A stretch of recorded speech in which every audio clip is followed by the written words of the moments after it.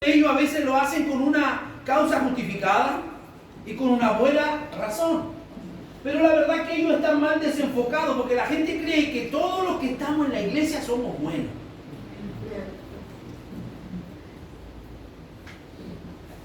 ¿Qué le diría usted a alguien que no es parte de la iglesia que piensa que todos los que estamos en la iglesia somos buenos? No es así. No. El apóstol Pablo dice que Dios rescató de lo más vil y menospreciado del mundo para poder traer vergüenza y avergonzar a todos aquellos que se creen superiores. Así que hablamos el jueves y dijimos que la iglesia, primero que nada, la iglesia en el Nuevo Testamento es un pueblo rescatado. La iglesia es un pueblo adquirido por Dios a través de la sangre de Cristo en la cruz de Calvario, pero es un pueblo que ha sido rescatado. Y dijimos, según los textos bíblicos que analizamos en Efesios, que fuimos rescatados ¿de qué, diría usted? Rescatados de nuestra vana manera de vivir, la cual teníamos todos nosotros que veníamos heredando de nuestros padres. Después dijimos que se le pide al cristiano que tenga una conversión y una vida nueva, y ahí tuvimos un ejemplo en la charla y en la conversación que tuvo nuestro Señor Jesucristo con uno de los teólogos de la época llamado Nicodemo. Cuando Jesús le dice a Nicodemo, es necesario que tú nazcas de nuevo para que puedas ver el reino. Y él dice, oye maestro, pero ¿cómo yo siendo un viejo voy a entrar al vientre de mi madre y voy a volver a nacer? Jesús le dice, tú eres un maestro de los judíos y no entiendes lo que yo te estoy hablando. Yo no le estoy hablando de un nacimiento físico, corporal, sino Jesús estaba hablando de un nacimiento espiritual, o sea, de una obra de la regeneración que se logra a través del arrepentimiento y a través de la conversión de nuestros pecados y nuestras maldades, cuando el Espíritu Santo viene a obrar y viene a entrar a la vida de cada uno de nosotros, ¿verdad? Como verdaderos pecadores, el Señor tiene misericordia de nosotros, nos perdona, nos libera y nos hace una nueva criatura. Y dijimos, ¿verdad?, que nueva criatura significa una nueva creación. Y todo esto tiene que ver tanto en el ámbito espiritual como en el ámbito emocional. Porque usted, aunque sea un cristiano, usted va a seguir teniendo el mismo rostro en su carnet. Usted va a seguir midiendo exactamente lo mismo. Usted va a tener las condiciones físicas las mismas que tenía antes de ser cristiano. Pero el Señor está hablando de que va a haber un cambio. ¿Dónde? ¿Dónde se va a producir el cambio? En el interior. Eso era lo que Jesús estaba hablando con Nicodemo, que era necesario nacer, pero nacer de una manera interna. Así que me parece que por allí quedamos el día jueves y también estábamos hablando de muchos conflictos que sufre el cristiano, de muchos conflictos que sufre el hermano o la hermana que de alguna manera el Señor la ha llamado y la ha rescatado y forma parte de la iglesia. Porque si yo le dijera como predicador a usted, hermano, usted se convierte, usted entrega su vida al Señor y de aquí para adelante usted va a vivir puras victorias, yo le estaría mintiendo. Porque van a haber momentos en nuestra vida de derrotas. Vamos a saborear el polvo, como yo digo siempre. Vamos a conocer el sabor de las lágrimas. No todo para el cristiano es victoria. No todo para el cristiano es victoria, fama, no, hermano. Hay momentos difíciles en nuestra vida que cada uno de nosotros vamos a tener que saber enfrentarlos. Porque el hecho de ser cristiano no nos deja exento a los accidentes, no nos deja exento a las enfermedades, no nos deja exento a los problemas. El ser cristiano a usted no le va a dejar exento de nada. Usted va a tener la misma vivencia que tiene cualquier persona allá afuera. ¿Qué es lo que hace la diferencia? La diferencia la hace la forma en la cual tú y yo enfrentamos esos problemas, en la cual tú y yo enfrentamos las dificultades. La Biblia dice que tú y yo no somos de los que retroceden, sino de los que avanzamos. Hay muchos que por mucho menos problemas que los que usted tiene están deprimidos. Hay muchos que por muy poco problema comparado con los que nosotros tenemos, hay gente que se suicida. Porque no tienen la resistencia, no tienen el aguante, no tienen la ayuda de Dios en su vida para poder soportar. Pablo dijo, yo todo lo puedo en Cristo, porque Cristo es el que me fortalece. Así que, ¿qué le parece si vamos a leer Romanos capítulo 7? Ahí al cristiano se le pide que tenga una nueva vida y que tenga unas actitudes diferentes. Pero miren la realidad que nos va a mostrar Pablo en el capítulo 7 de Romanos.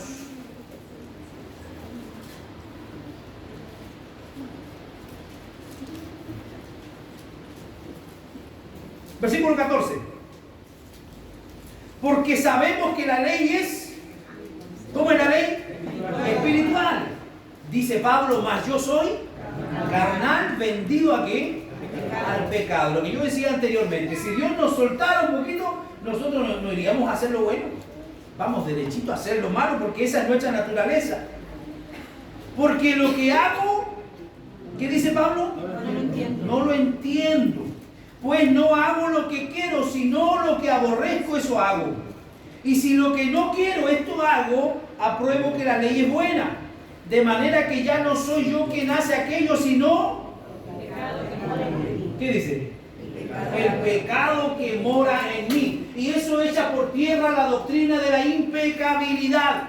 Les hablé el jueves también un poquito de la doctrina de la impecabilidad. Hay una rama dentro de la teología que enseña la doctrina de la impecabilidad, que dice que una vez que usted se congrega en la iglesia, usted ya no peca más.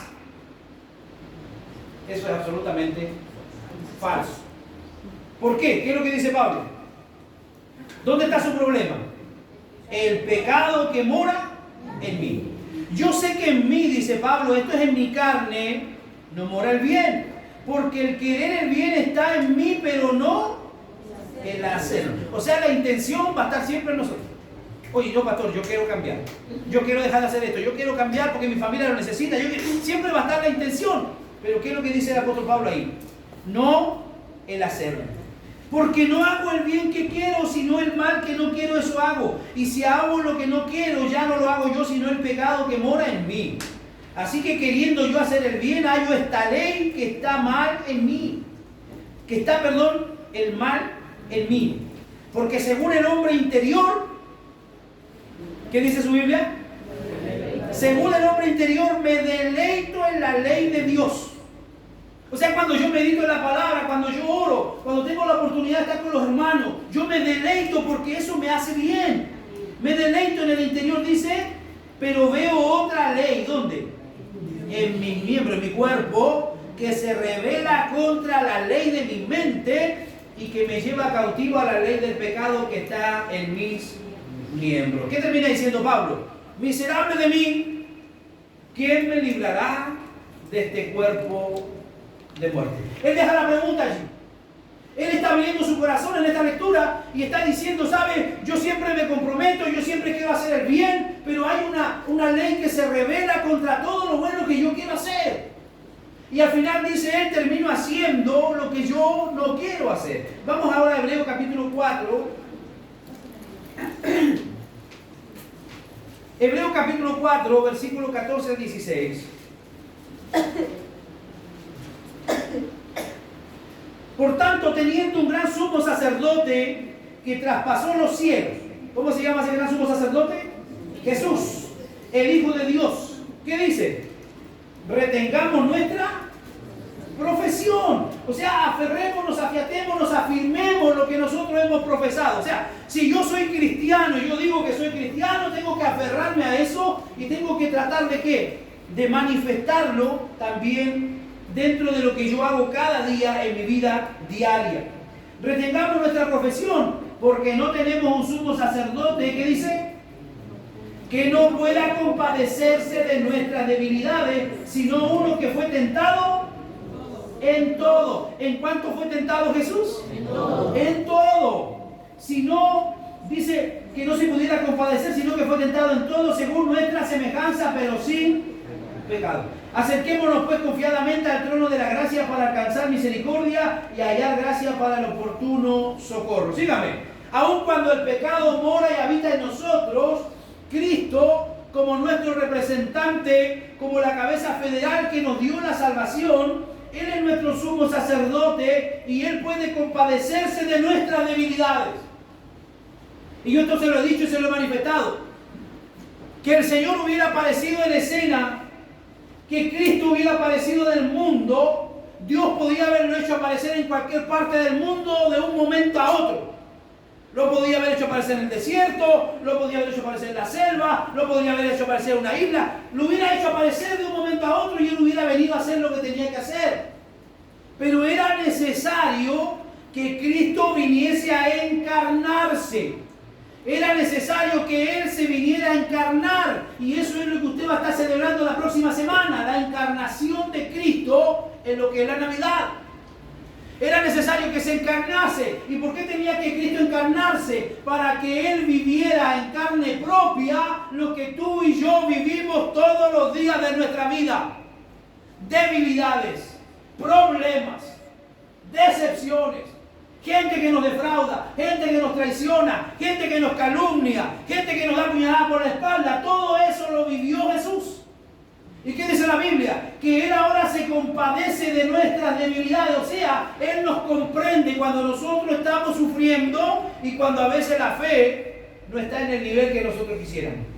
Porque como cristianos nosotros quisiéramos andar allá arriba como relojito, parejito, ¿verdad? Pero a veces no es así, hermano. A veces nuestra fe se debilita, a veces la confianza también baja. Veamos qué es lo que dice Primera de Juan. Primera de Juan capítulo 1, verso 5. Este es el mensaje que hemos oído de Él y os anunciamos. Dios es luz y no hay tinieblas en Él. Veamos qué es lo que nos dice el verso 10. Si decimos, ahí está lo que decía delante yo. Verso 10. Si decimos que no hemos pecado, le hacemos a Él mentiroso y su palabra no está en nosotros. ¿Por qué? Porque el pecado mora y habita siempre en nosotros. La diferencia entre nosotros y el gentil es que el gentil está subyugado, está esclavizado por el pecado, pero nosotros pecamos. ¿Por qué? ¿Por qué pecamos? A ver. Porque pecaste nosotros. ¿Pecamos por voluntad? ¿Por voluntad propia? Nadie es responsable por lo que yo hago. El apóstol Pablo lo está dejando claro ahí, su lucha constante, su lucha diaria. Yo quiero hacer el bien, pero al final termino haciendo el mal que yo odio y no quiero hacerlo. Eso es parte de la lucha diaria que nosotros, hermanos, de alguna manera se manifiesta y de alguna manera nosotros tenemos. La diferencia con el inconverso es que el inconverso peca porque está subyugado, está sometido. Está esclavizado al pecado. Por eso es que usted va a escuchar al drogadicto que dice, no, si yo dejo la droga cuando yo quiero. El borracho dice, yo dejo el copete cuando yo quiero. Mentira, si no lo ha dejado es porque no lo puede dejar. ¿Y por qué no lo puede dejar? Porque dice la Biblia de San Juan que todo aquel que se somete a servir al pecado es esclavo de ese pecado. O sea que todo pecado que nosotros podamos de alguna manera practicarlo, estamos siendo esclavos de eso. Pero cuando hemos conocido a Dios, Él nos hace libre de la maldición y de la esclavitud del pecado. Y de ahí para adelante yo empiezo a pecar porque yo quiero. Y no es porque el pecado me gobierne o me domine. ¿Se entiende? Entonces cada uno de nosotros tiene la facultad y tiene la libertad y tiene el poder de parte de Dios a través del Espíritu Santo de decirle no al pecado. De decirle no al pecado. De decirle no a la tentación. Por eso es que Pablo está hablando y dice, cuando aconseja a Timoteo, cuando aconseja a Tito, le dice, huye de las pasiones juveniles. Huya. Huir no es de cobarde, hermano. A veces huir es de valiente. Sí. A veces huir es mejor que uno ponerse a prueba y decir, no, si yo esto está pero dominado. Mentira, va a terminar en el suelo. Dios nos bendiga, Dios nos ayude, hermano, a reconocer que cada uno de nosotros necesita la intervención de Dios en su vida, pero Él nos comprende tal cual como nosotros somos. Tercero, el cristiano tiene un modelo o un ejemplo. ¿Cuál es nuestro modelo principal en el Evangelio? ¿Cuál es nuestro modelo a seguir? Jesús. Pablo, en una oportunidad dijo, imítenme a mí, porque yo imito a Cristo. La idea del cristianismo y la idea del cristiano es que la gente vea a Cristo en cada uno de nosotros. Es que la gente pueda ver a Cristo en cada uno de nosotros. Hablaba el otro día con una persona que era un poco ateo, y una joven bien preparada, profesional, y ella me decía, bueno, ¿cuál es la diferencia entre algunas religiones? Y yo le comencé a hablar y a manifestar de alguna manera, hermanos, que el término cristiano tiene que ver, literalmente, cuando tú lo traduces, el cristiano del griego, pequeños cristos. Eso significa cristiano, pequeños cristos. Hoy día cualquiera allá afuera se llama cristiano y de Cristo no tienen nada.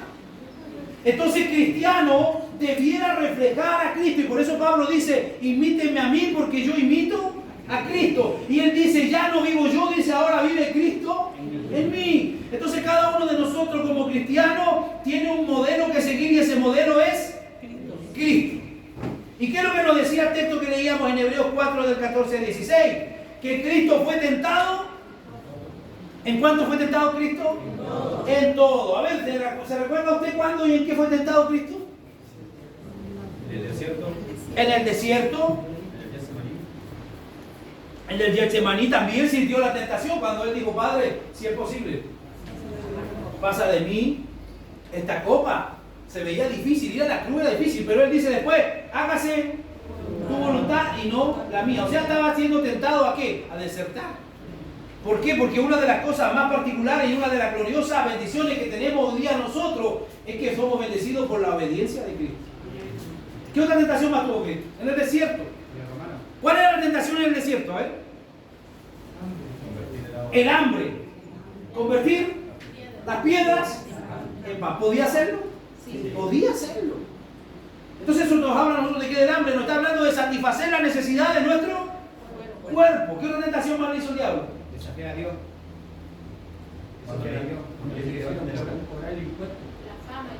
El poder, la fama, le dice, todos estos reinos te daré. Era para tú, ¿no, el enemigo? Sí o no, le dice, todos estos reinos te daré. Bueno, él tenía la autoridad porque Adán la perdió en el huerto. Desde el huerto hasta acá, el enemigo, el diablo, tenía toda la autoridad hasta que Cristo triunfó y resucitó. Le quitó absolutamente toda la autoridad que él tenía. Pero que él tenía autoridad para darle los reinos, era verdad. No se estaba cachiporriendo. Era verdad. Pero ¿qué dijo Jesús? Jesús sabía que iba a ser famoso, Jesús sabía que iba a triunfar en la cruz, Jesús sabía que iba a ser resucitado, así que a él no le preocupaba que el diablo le adelantara la fama, porque él sabía que 2000 y tantos años después todavía estamos hablando del mensaje y del sacrificio que él hizo en la cruz. Así que Jesús fue tentado en todas las cosas que a nosotros más nos gusta. Satisfacer la carne. Por eso es que muchos maestros dicen que aquel que quiera empezar a gobernar su carne tiene que empezar a hacerlo a través de la comida. Porque si hay algo que a nosotros nos gusta, es comer. ¿O no? No sea mentiroso. Sí. Si hay algo que a nosotros nos gusta, es la comida. Entonces, ¿cómo tenemos que someter nuestra carne? Practique ayuno. Practique el ayuno. Cuando usted practica el ayuno, usted está sometiendo a su carne y le está diciendo, yo mando, yo tengo el control.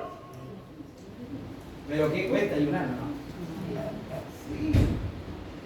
¿Y por qué el ayuno se practica muchas veces solo cuando hay necesidad?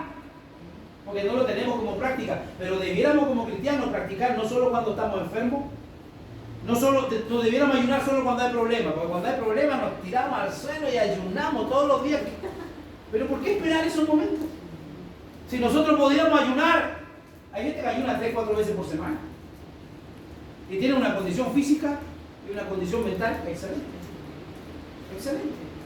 Comienza a practicar el ayuno y el ayuno le va a ayudar a usted someter su carne. Porque nosotros antes que la carne nos pida algo ya se la estamos dando. ¿Sí o no? Ya se la estamos dando. Y somos tan perezosos, hermano, en esa área que debemos nosotros cuidarnos. ¿Por qué cree usted que usted se despierta en la noche? ¿A cuánto les pasa que se despiertan en la noche y no saben por qué se despertaron? No saben por qué se despertaron.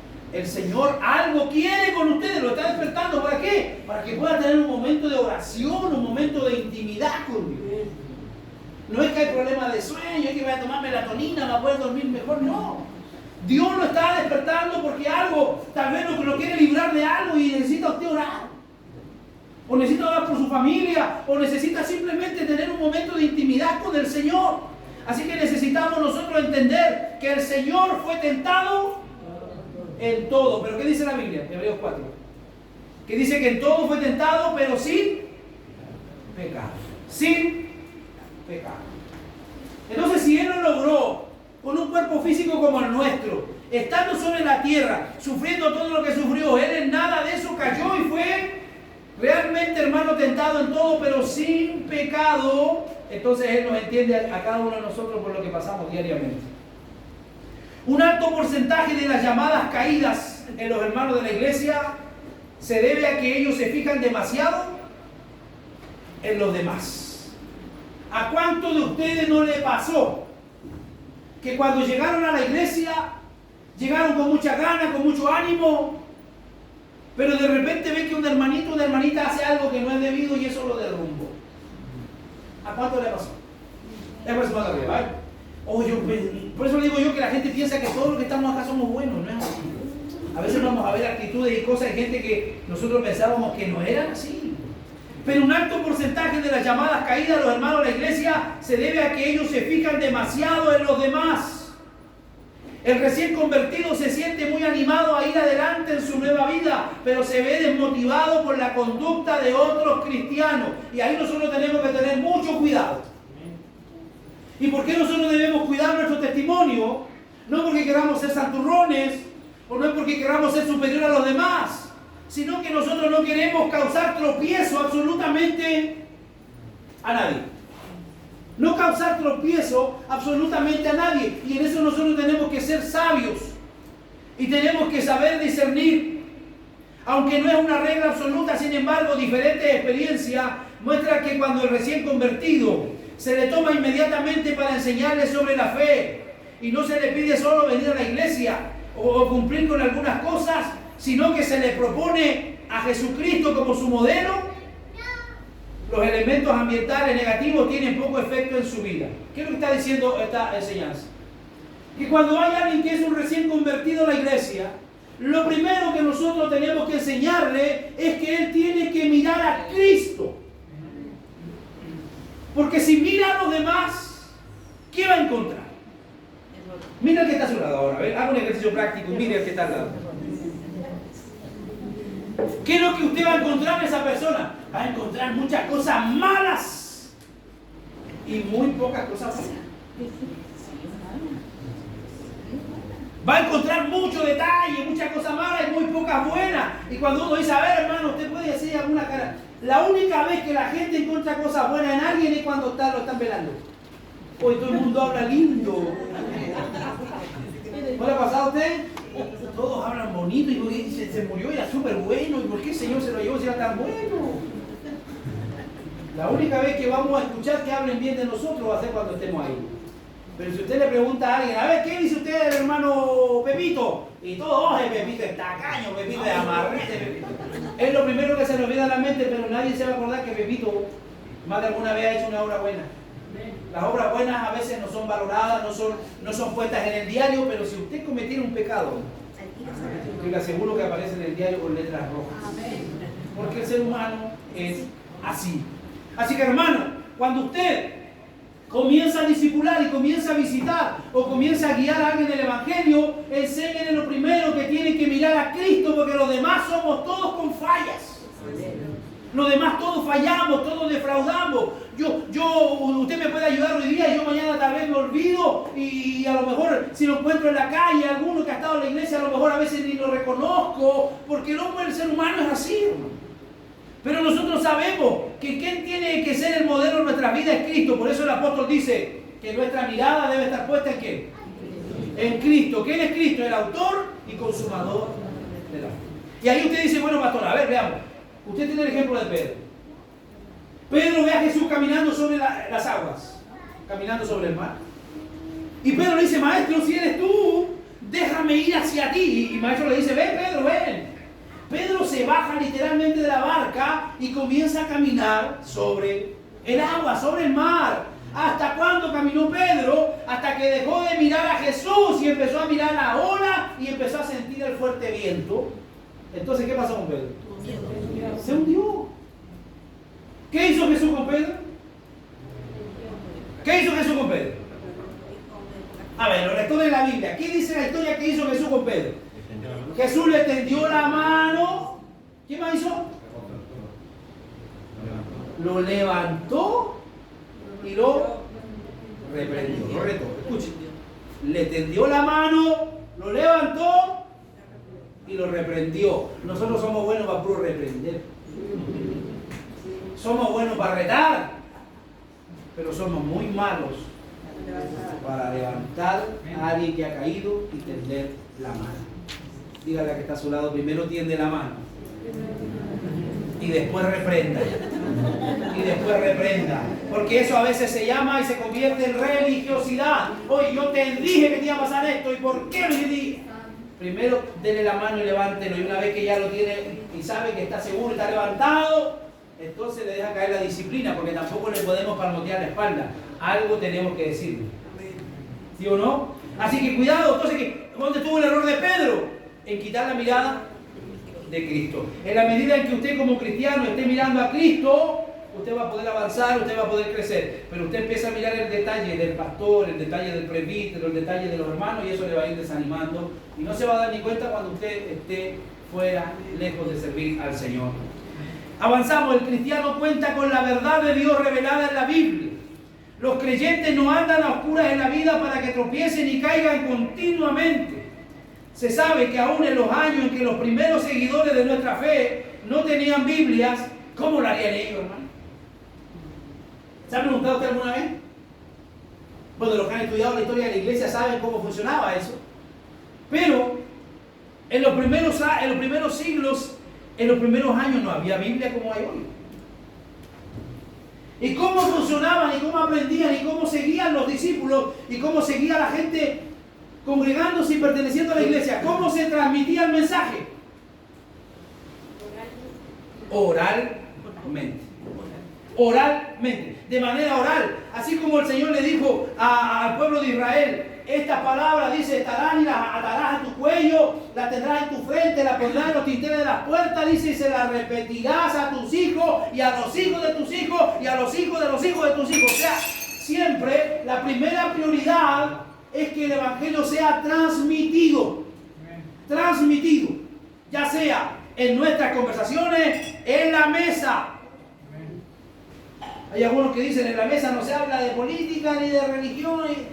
Pero cuando nosotros somos cristianos, el lugar propicio para nosotros hablar del Señor es en la mesa. Así que, hermanos, ¿cómo se imagina usted que se transmitía entonces el mensaje en los primeros siglos? De manera oral. Y eso se mantenía. El trabajo pastoral entre los grupos indígenas en nuestro continente igualmente muestra que muchos de ellos nunca han aprendido a leer. Pero cuando se les enseña la palabra de Dios, la captan y la memorizan con sencillez y la toman seriamente para vivirla. Yo no sé si alguna vez usted ha tenido la oportunidad de conocer a un cristiano que no sepa leer, pero que se sabe los textos. ¿Y cómo lo hace? Si no sabe leer, ¿cómo se sabe los textos? Porque los escuchó y porque se los aprendió de memoria tanto escucharlo. En la actualidad casi todos tienen Biblia. ¿Cuántos tienen Biblia aquí? Pero además están bajo la influencia de muchas filosofías y formas muy diferentes de pensar en cuanto a la moralidad. Se da incluso una poderosa corriente que ridiculiza los principios cristianos de conducta y exalta por todo medio masivo el libertinaje como fuente de felicidad y satisfacción. Nosotros sabemos, hermano, por la palabra del Señor, y también lo enseña el Catecismo Mayor de Westminster, y de alguna manera, ¿cuál es el propósito del hombre? ¿Cuál es el propósito para el cual el hombre fue creado y fue puesto sobre el planeta? Para glorificar a Dios. ¿Y para qué más? Para disfrutar y deleitarse de Él para siempre. O sea que nuestra vida debe ser una vida de disfrute del Señor, lo que a menudo arrastra a los creyentes a acomodarse más a lo que dicta el medio que la palabra de Dios. Cuidado, hermano, cada uno de nosotros con eso. Si hay algo que a usted y a mí nos rige, es la palabra de Dios. Es la palabra de Dios. La sociedad y el mundo hoy día está dando muchas directrices. Se están sacando por montones semanalmente leyes. Y la mayoría de las leyes son pervertidas, que van contra la moral y van contra lo que enseña la palabra de Dios. Entonces nosotros tenemos que regirnos. ¿Por qué? Regirnos por lo que a nosotros nos enseña la palabra de Dios. Esto es parte del conflicto que vive la iglesia. Nosotros somos una iglesia, hermano, especial. Somos una iglesia particular. Porque aun cuando nosotros hemos conocido grandes teólogos, aun cuando nosotros hemos tenido y conocido grandes predicadores en la historia, nosotros somos una generación que nos tocó vivir una pandemia. En la historia va a quedar escrita que nosotros tuvimos que enfrentar una pandemia y que muchos fuimos infectados. ¿Cuántos sobrevivientes del COVID hay aquí? Levante su mano. ¿Cuántos le sobrevivieron al COVID? Miren, somos varios. Otros partieron, hermano. Otros fueron a la presencia del Señor. Yo estuve en la reunión el miércoles pasado con los pastores, donde tuvimos la oportunidad de tener ahí a un psicólogo y a un sociólogo, y estuvimos tratando y viendo el tema, cómo hay mucha gente que todavía está marcada por la pandemia. Hay pastores que perdieron mucha gente en su congregación. Hay congregaciones que perdieron a sus pastores en la pandemia. Entonces somos una generación de hermanos que de alguna manera nos ha tocado vivir algo diferente. Pero en medio de todo eso, yo le doy gracias a Dios y lo repito siempre, lo digo, que nosotros ningún día, ninguna semana en todo el periodo de pandemia dejamos de predicar la palabra de Dios. Amén. No veníamos acá, no nos reuníamos, pero lo hacíamos vía Zoom, lo hacíamos vía Meet, buscábamos la forma de llevar la palabra porque ella es la que nos sostuvo. Amén. ¿Cuánto le vieron fea en la pandemia?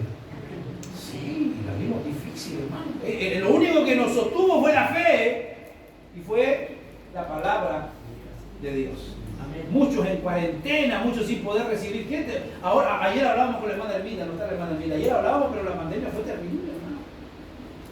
Nosotros vimos aquí, hermano, que algún par de ancianas que teníamos, que tuvimos en la iglesia por un tiempo, que prácticamente murieron en soledad.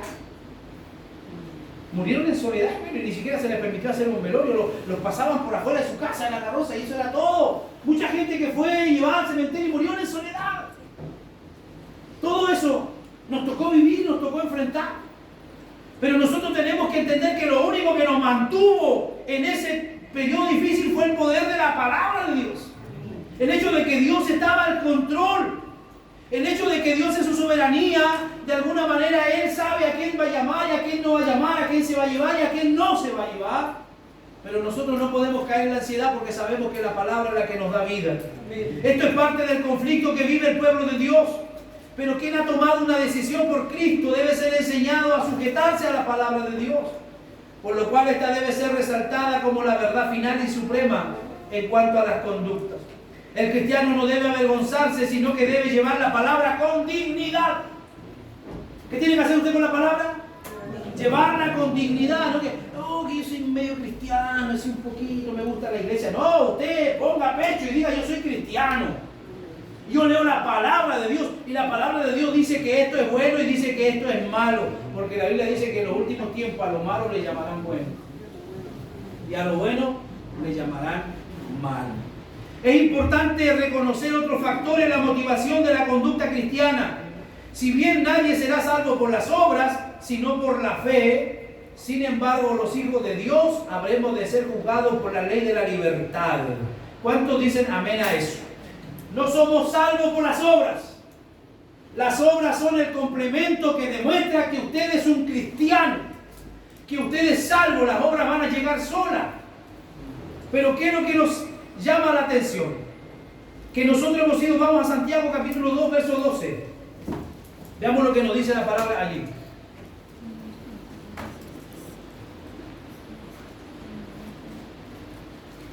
Santiago capítulo 2, verso 12.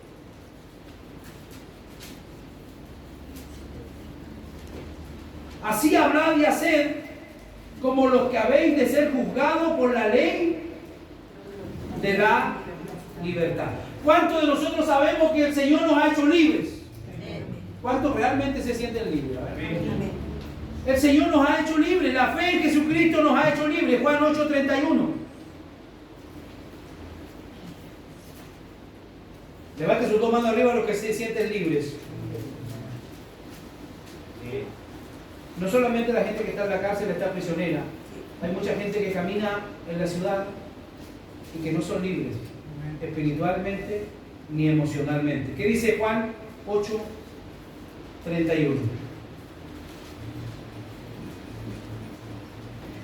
Dijo entonces Jesús a los judíos que habían creído en Él. ¿A quién le dijo Jesús? A los que habían creído en Él. Si vosotros permaneciereis en ¿qué? En mi palabra, seréis verdaderamente mis discípulos y conoceréis la verdad y la verdad os hará libre. La verdad no es una ciencia, la verdad no es una doctrina, la verdad es una persona. ¿Y quién fue el único que dijo, yo soy el camino, yo soy la verdad y yo soy la vida?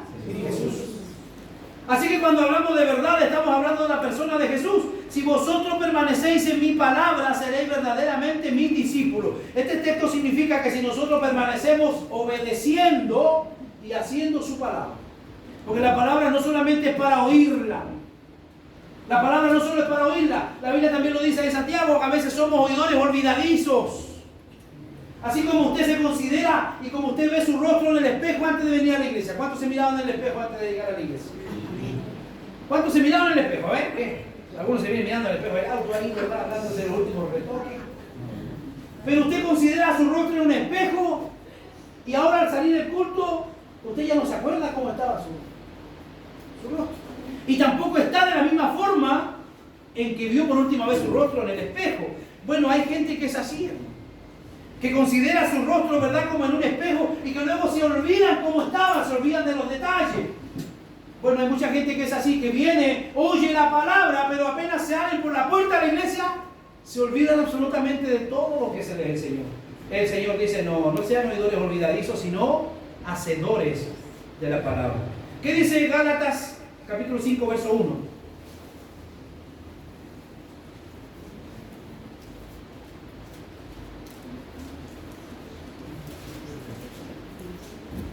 Gálatas 5:1.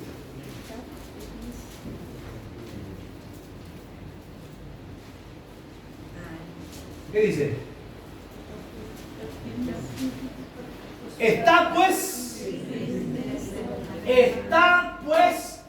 firmes. ¿Cómo hay que estar? Firmes. ¿Y cuál es la posición más firme que usted tiene? Firmes. Lo que hicieron los servicios militares le enseñaron a estar firmes, ¿no? Está pues firmes en la libertad. ¿Con que qué nos hizo libres? ¿La iglesia? Cristo. No, Cristo. En la libertad con que Cristo nos hizo libres y no estéis otra vez sujetos al yugo de esclavitud. ¿De qué está hablando ahí ese texto? ¿A qué se refiere el yugo de esclavitud? Al pecado. Mantente, está diciendo, mantente firme en lo que el Señor ya hizo por ti. Él te dio libertad y no te vuelvas a someter de nuevo al yugo de la esclavitud. O sea, que no vuelvas a caer de nuevo en las prácticas de los pecados pasados. Podemos disfrutar la libertad. ¿Cuánto les gusta la libertad? A ver, den su mano arriba. ¿Cuánto les gusta la libertad? Gloria a Dios, la libertad es maravillosa. Es valiosa. Nadie la valora sino hasta cuando la pierde. Hasta cuando la pierde. Hay que disfrutar la libertad. Debemos ejercitarla en todo, para lo cual no hay ley, como es el fruto del Espíritu Santo. Gálatas 5:22. Pero no puede ser empleada como una excusa para el libertinaje o como una forma de pecado, pues Dios va a traer juicio de toda buena obra, sea buena o sea mala. Ojo, el hecho de que nosotros somos libres, no somos libres para hacer lo que queramos, sino que somos libres para honrar a Dios y para glorificar a Dios. Ahí mismo en Gálatas 5:13. Porque vosotros, hermanos, a libertad fuisteis llamados, solamente que no uséis la libertad como ocasión para la carne, sino servíos por amor los unos a los otros. ¿Qué dice la nueva traducción viviente? Está así, hermanos, porque ustedes han sido llamados a ser libres, pero no se valgan de esa libertad para dar rienda suelta a sus pasiones. Más bien sírvanse unos a otros con amor. Amén. No tenemos libertad para dar rienda suelta a nuestras pasiones. Y aquí lo quiero llevar a usted un poquito a meditar y a pensar en la doctrina de la gracia. La doctrina de la gracia dice que Cristo nos ha hecho salvos y que Él nos va a preservar. Cada uno de nosotros va a preservarse y no va a perderse en el camino, el que fue salvo. Pero eso a nosotros no nos da la libertad para que nosotros todos los días andemos cometiendo diferentes pecados. No es así. Total, en la iglesia enseñaron que somos salvos y no vamos a perder la salvación. No es así, porque si usted practica y comete tanto pecado, a lo mejor nunca fue salvo. Y esa es la realidad. Entonces aquel que es salvo se va a cuidar, se va a mantener firme. ¿Para qué? Para que el nombre del Señor no sea blasfemado. ¿Qué dice Mateo 25? Ya vamos a ir terminando con esto. Mateo 25, 31.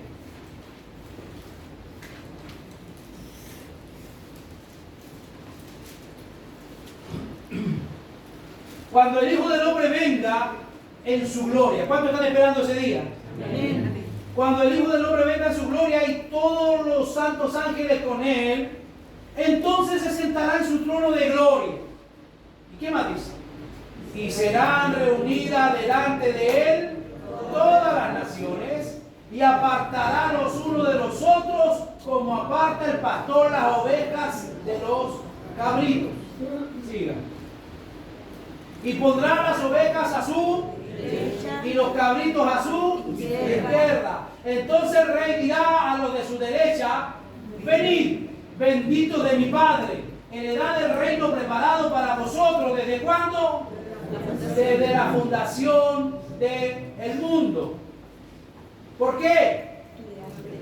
Porque tuve hambre y me diste de comer. Tuve sed y me diste de beber. Fui forastero y me recogiste. Estuve desnudo y me cubriste. Enfermo y me visitaste. Y en la cárcel y viniste a mí. Entonces los justos le responderán diciendo: Señor, ¿cuándo te vimos hambriento y te sustentamos? ¿O sediento y te dimos de beber? ¿Y cuándo te vimos forastero y te recogimos? ¿O desnudo y te cubrimos? ¿O cuándo te vimos enfermo en la cárcel y vinimos a ti? Y respondiendo el rey les dirá: de cierto digo que en cuanto lo hiciste a uno de estos mis hermanos más pequeños, a mí lo hiciste. Con ese texto voy a terminar. ¿Qué es lo que está enseñando aquí? Que va a haber un día en que se van a arreglar cuentas. Usted puede hacer todo lo que usted quiera, le dé la regalada gana en la vida. Y viene a la iglesia y después puede hacer lo que usted quiera afuera. Y puede pasarse la vida entera así. Pero va a llegar un día en que vamos a tener que rendir cuentas. Vamos a tener que pararnos frente al trono de Dios. ¿Y saben que Él va a apartar ¿a dónde? ¿A dónde va a ir la oveja? A la derecha. A la derecha. ¿Y quiénes van a ir a la izquierda? Los cabritos. Aquellos que de alguna manera está diciendo el Señor, los que son salvos y los que van a ser condenados. Y le dirá: ¿por qué? Bueno, porque yo tuve hambre y me diste de comer. Tuve sed y me diste de beber. Estuve enfermo y me visitaste. Estuve en la cárcel y me ayudaste. Fui forastero y me recogiste. Maestro, ¿cuándo hicimos eso nosotros contigo? No nos acordamos. Pero el Señor le dirá: cuando tú lo hiciste a uno de estos pequeñitos, refiriéndose a qué? A sus ovejas, refiriéndose a cada uno de ustedes. Cuando alguno de nosotros tiene la oportunidad de ayudar a alguno de ustedes, el Señor dice: a mí lo estás haciendo. Y yo les quiero decir algo: Dios no se olvida de lo que usted hace. Él no es deudor de nadie. Y llegará el día en que vamos a ajustar cuenta. En la Biblia dice que cada uno de nosotros va a ser recompensado según haya sido su obra. No vamos a ser recompensados a la iglesia que pertenecíamos. No vamos a ser recompensados cuánta teología manejábamos. Lo que a nosotros nos va a dar recompensa son las obras que cada uno de nosotros ha hecho en nombre de Cristo. Las obras que se hacen en nombre de Cristo y las obras que glorifican a Cristo, ellas van a ser ese día aclaradas y evidenciadas, y cada uno de nosotros ha de recibir su galardón. Les invito a orar al Señor. Cierre sus ojos.